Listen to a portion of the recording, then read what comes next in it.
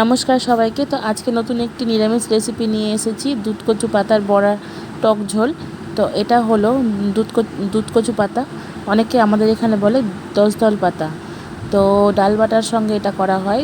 তো ডালটাকে প্রথমে বেটে নিয়ে ভালো করে তারপরে পাতাগুলোকে পরিষ্কার করে ধুয়ে একটা বড় পাত্রের মধ্যে নিয়ে পাতাটিকে উল্টো করে রেখে তার মধ্যে এই ডালটিকে ভালো করে লাগিয়ে দিয়ে আর উপর থেকে আর একটা পাতা দিয়ে তার উপরে আবার এই ডাল বাটাটিকে দিয়ে কোট করতে হবে। তো কোট করার পরে তারপর পাতাটিকে ভালো করে মুড়তে হবে, যেন এমনভাবে মুড়তে হবে যেন পাতাটি খুলে না যায়। তো দেখো ভিডিওতে কীভাবে মুড়ছি, ঠিক সেইভাবেই মুড়তে হবে। এইভাবে ভালো করে মুড়ে দিলে কি হয়, পাতাটি খুলে যায় না, ভাজার সময় কোনো রকমভাবে খুলে যাবে না এবং খুব সুন্দর লাগে দেখতে, খেতেও খুব ভালো হয়। তোমরা অবশ্যই একদিন ট্রাই করে দেখো এইভাবে, বিশেষ করে নিরামিষ রান্নার দিনে এইভাবে টক জাতীয় একটু খাবার খেলে খুব ভালো লাগে। তো তারপর একটি চাকুর সাহায্যে পিস পিস করে কেটে নিতে হবে।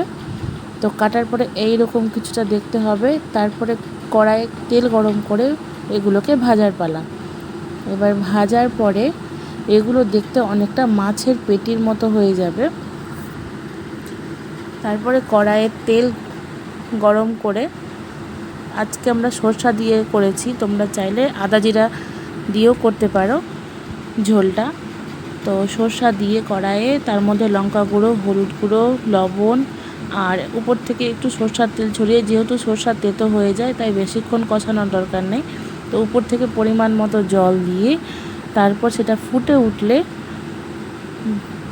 তার মধ্যে সেই বড়াগুলিকে আস্তে আস্তে করে ছেড়ে দিতে হবে এবং একটু ঘন হয়ে এলে তার মধ্যে দিয়ে দিতে হবে অনেকটা লেবুর রস।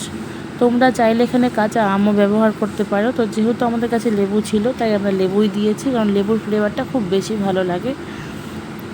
লেবুটা দেওয়ার পরে ঝোলটাকে একটু কিছুক্ষণ ফুটিয়ে নিতে হবে, খুব বেশিক্ষণ ফোটানো যাবে না, কারণ যেহেতু সরষা আছে আগেই বলেছি। তাই এবার ফাইনাল